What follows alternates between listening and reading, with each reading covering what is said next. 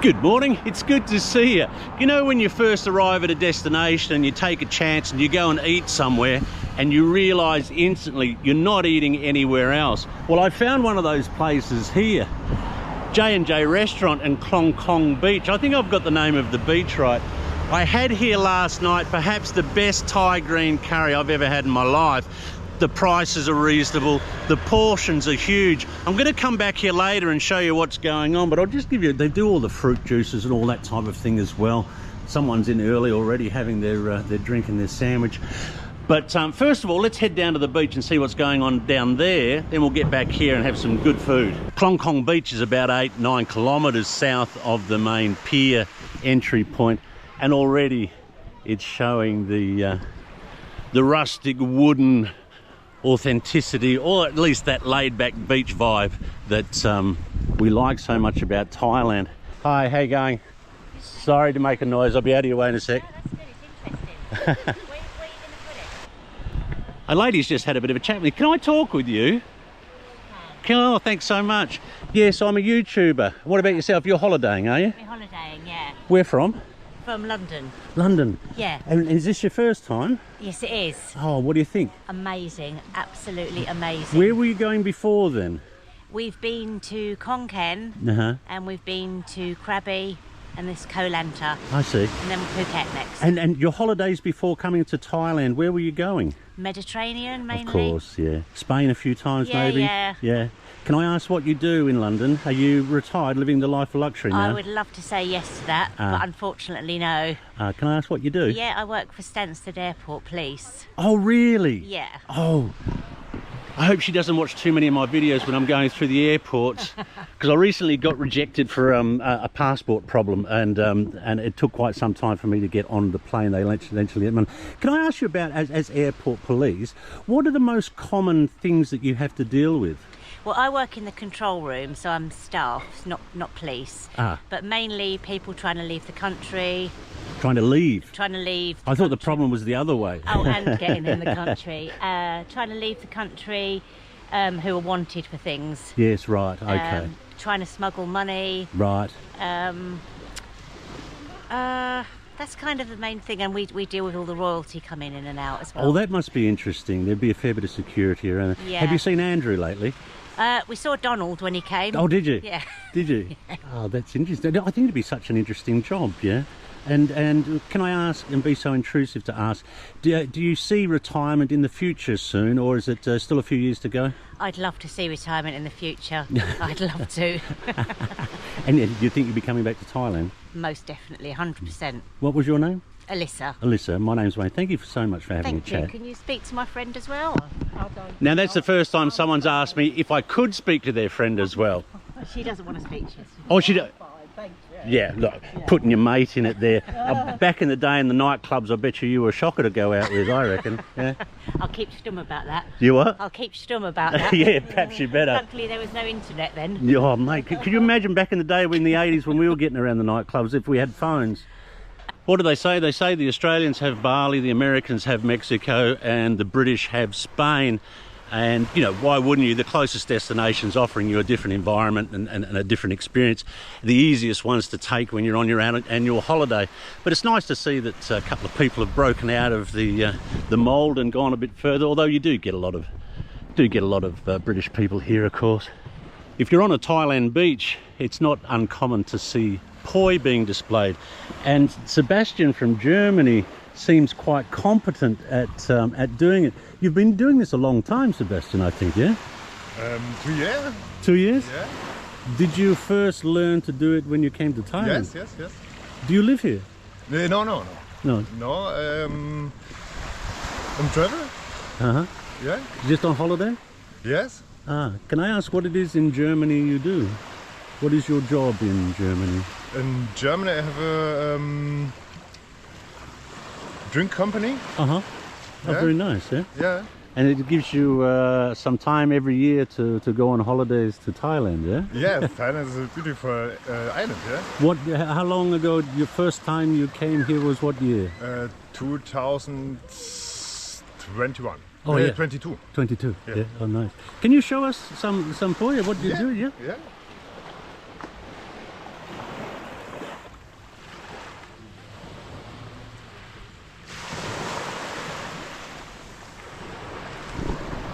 I've always thought myself quite coordinated, and that was until I picked up a couple of poi, or I don't know, is it a plural, a couple of pois, or I don't have any poise for poise.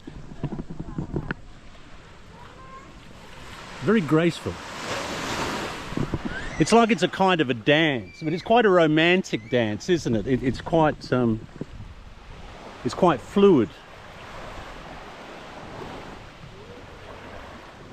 How long did it take you to get this good, Sebastian? Huh? Is it a long time to get? Yeah, it's 2.5 years. And in Germany, in your backyard of your house, you are doing it also? No, it's just in Thailand. Just in Thailand? Yes. Sebastian, thank you so much, my friend. You. Yeah? Bye. Bye-bye. It's great. I'll give you a look looking north up the beach as I come down a bit. There's some lovely coconut palms there we start with, and that overhanging vegetation again. The little rustic places poking out like little toenails onto the beach. These little bars and restaurants. Very, very clear water, absolutely beautiful. It's gee, you get stuck here. You get stuck here quite easily, I imagine. I was considering whether I was going to go back to India next week, and after meeting my friends here in Lanta, I think I may hang around and maybe get a bike and maybe circumnavigate it and see if we can get away from this touristy stuff, get something a little bit more authentic. But there's nothing wrong with this. It all looks very nice. I've said it 100 times. It just never fails to surprise me when people stop me in the middle of nowhere. I thought no one had seen me here, but Steve was kind enough to say hello. Steve, you've been a traveller for a while, you were saying. Yeah, on and off. Very much more when I was a bit younger, and then sort of as the kids have got a bit older, I've decided to come out and sort of revive that sort of passion for travel. Yeah. The kids in the family came with you? No, they didn't this time. No, they've been out before when they were a bit younger. Right. I've got an older one who's keen to come out, and I think he'll be really suited to a bit of solo travel. I think it'll be really good for him. To sort of How old is he? Well, he's 17. He's not far away now then, no, is he? Exactly, and I think some of his friends are a bit older and they're all out here, so I think he's really chomping at the bit. You told me the name of that bird we just heard in the background, Steve. It was a what? Koel, I think. A Koel. K-O-E-L. Ah, right, cheers. Classic sound in Thailand. You are such a traveller, or have been such a traveller, that you've actually got your own guide or website that sort of you're working on, or you've reactivated or something? Yeah, so I started it a long time ago, and I was myself and a bunch of friends, we used to update it, and then it went a bit stagnant over a couple of years, and then I sort of felt like the time was right to sort of revive it and sort of bring it back to life. And it gives me a bit of sense of purpose to come out here rather than just being passively just lying around, which is perfectly good, nothing wrong with that. No, not at all. But it sort of just means when I'm travelling around, I take things in and look at things through a different lens sometimes. That's it. Absolutely. Appreciate it. Yeah. Steve and I were talking about when you're out here a lot and often, it's not that one Thai beach looks exactly the same as the other, but you can lose a bit of motivation. You can lose sort of not that you take it for granted, but you don't have a pursuit, and it can be a bit hard to drag your feet. And I was saying the YouTube thing has given me a different lens by which to view travel, and I relate exactly to what Steve's saying. What's the hope then, Steve? You're hoping that this web page, this guide, will get to a point where it sustains. Can I ask what you do? What's your normal job? Well, I'm a kind of a hybrid. I'm a graphic designer by trade, but I also am quite proficient with code and technology and that sort of thing, so I can do the whole thing by myself. So I kind of work in quite a sort of corporate world in my day job, but it's still creative, but this just gives me an opportunity to sort of fuse those kind of interests and skills all together, and so it enhances my life that way. So I'm assuming it's a technology degree, an IT degree? No, it's graphic design degree. Graphic design? That's right. So yeah, I came from a slightly different angle, because I think it might often be the other way around, but I can straddle both worlds in many ways. But it must be more interesting, more exciting and more engaging to be designing something for yourself with your own ideas in mind, as opposed to working under the banner or the auspices of someone else. Well, absolutely, and I think that sort of ties in a lot with the whole digital nomad community. I think these are people who have decided that there's a quality of life aspect to work as well. I think, well, why should I be working for the man in a grey sort of dull office, commuting for hours from end to end, and you could be somewhere like this with a laptop. And Steve, yeah, absolute pleasure. You're really, really generous to give me so much time and have a chat with me. It's just great to meet you. I mean, I've watched you for a long time, whilst the weather's been grey in bleak, the UK. I'm just like, I can walk through your shoes just virtually, you know. So that's, yeah, I can feel the warmth sometimes, you know. Thanks so much. On a cold day. Brilliant. I love it. It surprises me every time, but I can honestly say there hasn't been one instance where a person's walked up to me in public and introduced themselves, which I really haven't enjoyed. Probably going to spend a bit more time with Steve now and talk about stuff we can't talk about on camera. It seems to me on Khlong Kong, the northern end is more family oriented, or maybe that's just where the families are staying at the moment, I don't know. But as you head further south, more kind of bars, I guess. There's quite a few places to hang out. I think Clong Kong could be an ideal place, one of those intermediate destinations where you have the choice of sort of hanging out and having a few drinks and socialising, or you can remove yourself a little bit under a tree further south down the beach. Pleasantly surprised, have to admit, pleasantly surprised. Wasn't sure what I was going to get into or what I was going to find. Hello. Hiya. How are you? Good. Where are you from? New Zealand. How long are you here for? A couple more days. Couple more days. Can I have a chat with you? I'm a YouTuber. Are you? Okay, sure. Is that okay? That's fine. Great. Was it just the annual holiday thing, or are you With some mates. with some mates? Oh, that's nice. Are they work colleagues or? Yeah. Oh, really? We all work together, Can I ask what you do? I work as a radiation therapist. A radiation therapist. Wow, that's an interesting job. Yeah. When did you decide you wanted to do that? After my first year of uni, I was looking at options and it was one of the ones that were available. So I decided to pick that one up and do that. Excellent. Can I be a bit intrusive and a bit rude? Yes. You don't strike me as you're originally from New Zealand.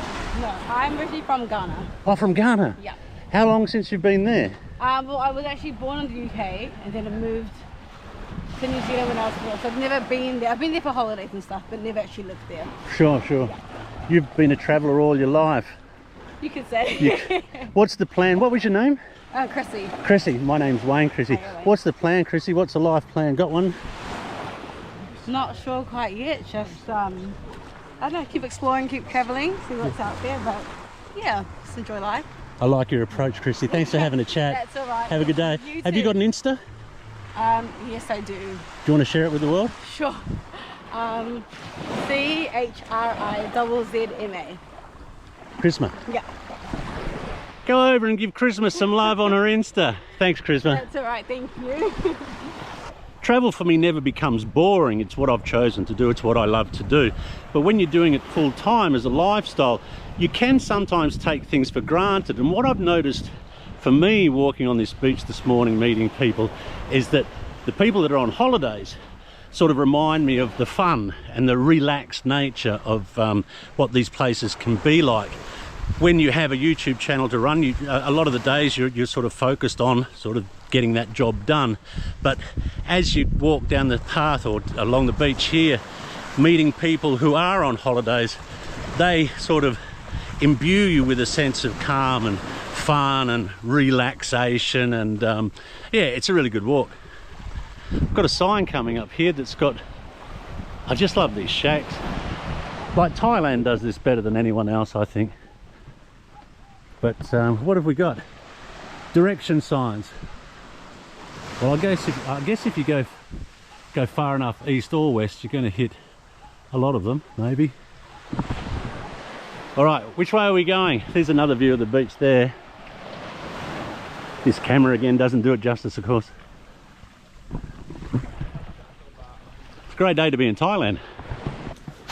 Talking about that vibe from people. Every second person I pass just gives a nice friendly hello and a wave and how you doing, and conversations start, you know. It's a lovely way to spend a couple of hours just wandering along. Okay, we're on a bit of a tourist beach, but these bars and little places to stop and eat are just sort of punctuated at the right distance apart. There's some bigger hotels, would you call them? Rustic abodes that are on the beach like this one. But it's not like they're crammed right on top of each other. So you can take a nice walk. It'd be great in the evening or at night time, I think, on sunset to... where's the sun setting? the sun's setting over there, so it would be a nice sunset, wouldn't it? Yeah. So I think this is probably a good, I'm going to turn around now because I've been going for a while. I think this is a good sort of intermediate destination, but it's not Kuta, Phuket, over tourist ghetto stuff, you know. You can really get quite enamoured by this, you know, the beach hut scene, although they're a bit different to the beach huts some of us used to stay in these types of places. But I was talking earlier about the overhanging vegetation on these beaches, and it just offers the perfect umbrella. You know, the beach isn't spoilt by these umbrellas because of the vegetation, so you don't need that. It doesn't have that sort of touristy feel to it. I guess this is what you'd call Clong Kong Central.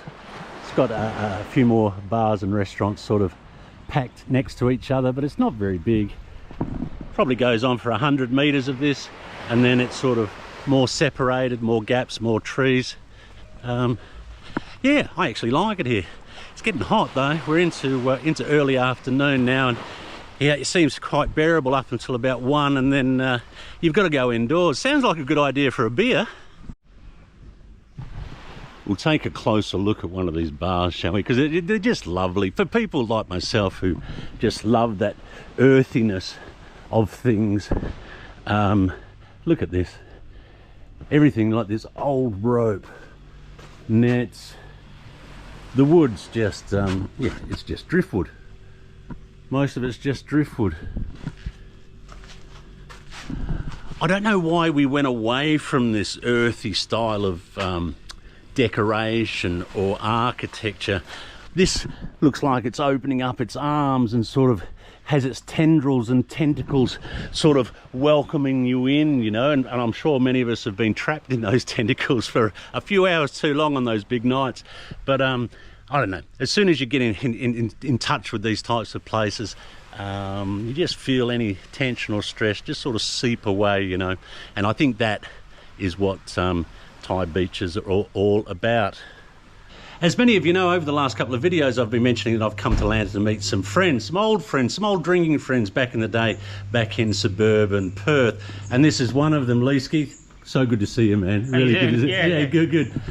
I thought I'd show you where Leesky, his wife and his 2 kids are staying, just to give you an idea of, this is a beachside place. There's a big pool there.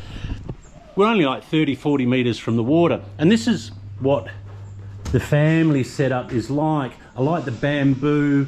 Couple of bunk beds for the kids. The kids are, how old are the kids, Leesky? 14 and 11. 14 and 11. 14, 11-year-old there. Mum and dad in the bed there. You can tell they're old travellers. Got the backpacks on the ground. I actually met Leesk and Lindsay. They weren't together at the time. They were travelling through Australia and staying in Perth. Lindsay was a nurse. Leesky was a cook or a chef at the Como Hotel. Yeah, kept in touch since. Met him in a bar, surprisingly. But for 200 a night, you're right on the water. It's got everything you need. Big bathroom. I like the bathroom.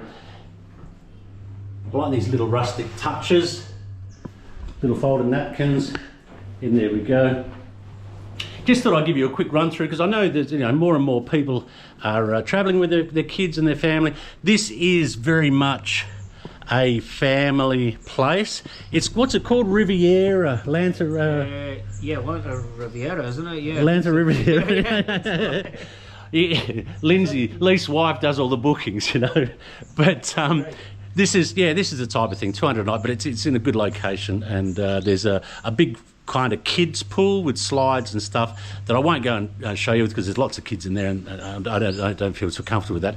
What I do want to do is show you this food that I discovered. It's the best Thai green curry I've ever had.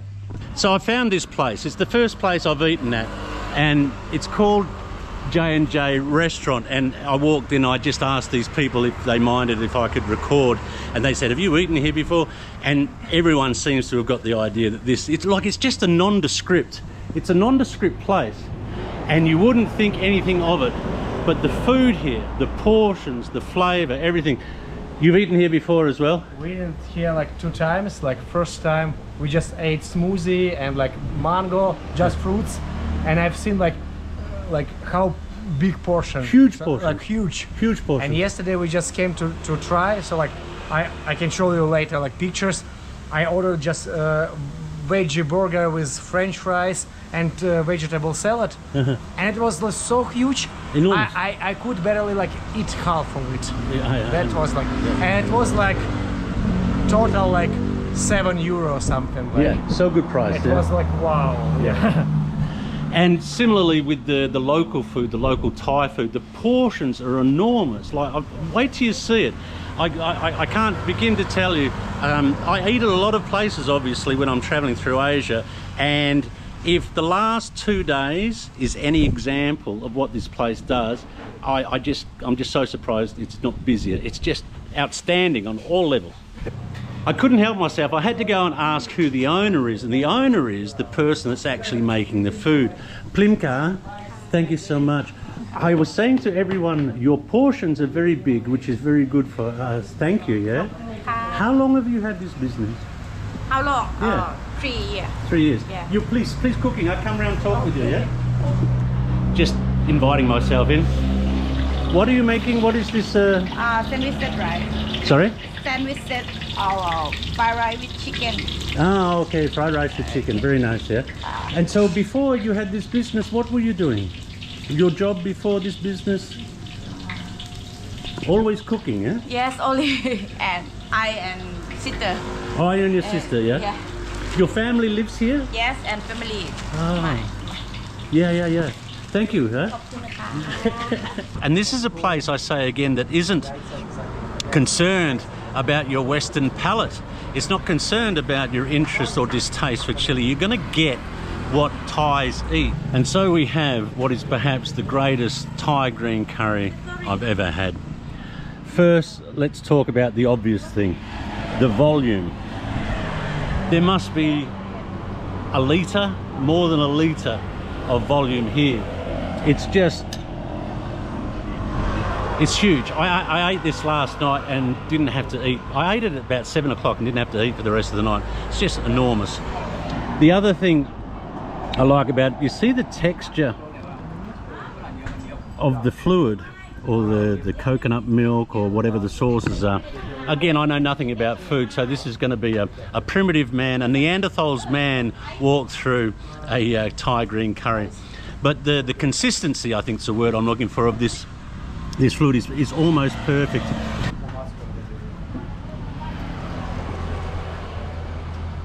Some of these curries, they can be watery, really watery. This sits between the middle, I guess, and for me is quite perfect. It's not too watery, so that the flavours and the textures and the substances in it are lost and sort of dribble away. But it's not so thick that you're having to sort of work your way through it. It's, for me, perfect. The flavours of the coriander and the garlic and cumin, they're dispersed evenly and wonderfully throughout the mouth. The vegetables and chicken, if it's anything like last night,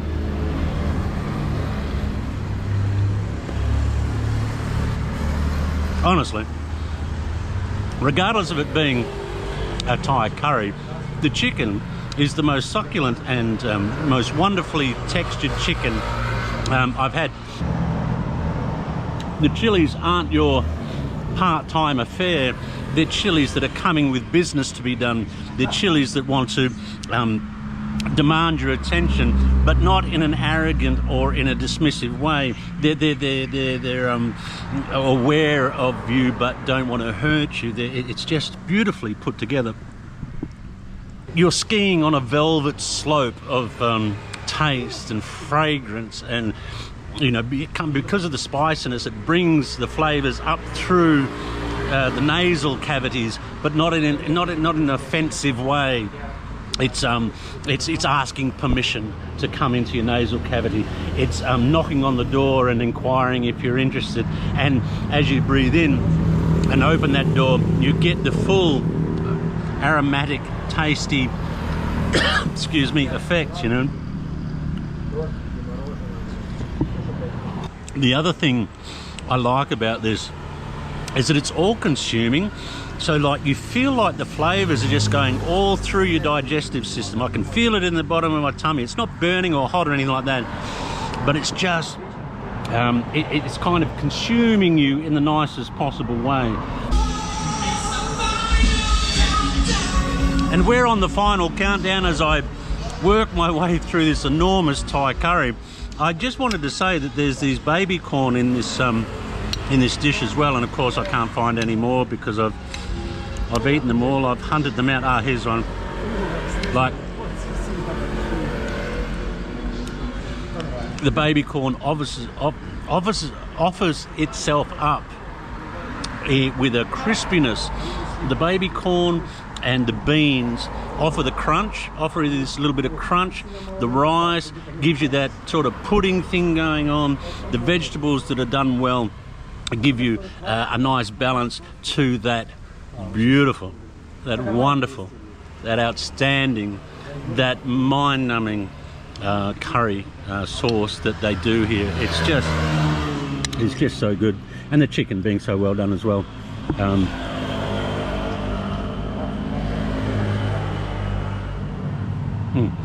With the chili in the background clapping its hands endlessly for you, you know. It's like being invited to a party with a lot of different types of people, but they might be wearing different clothes, but the party and the result of them coming together is something to be celebrated. It is by far the best Thai green curry I've ever had. My goodness, I'm so full. It was so nice. And a nice walk along Clong Kong beach today as well. Really enjoyed the beach actually. Thinking I might, perhaps get a scooter and go around the island as opposed to sort of heading off after spending time with my friends. That's just about it for this one. Thanks very much for coming along for the ride. As always, I hope you're well and happy in life and doing the things you want to do. We'll see you soon.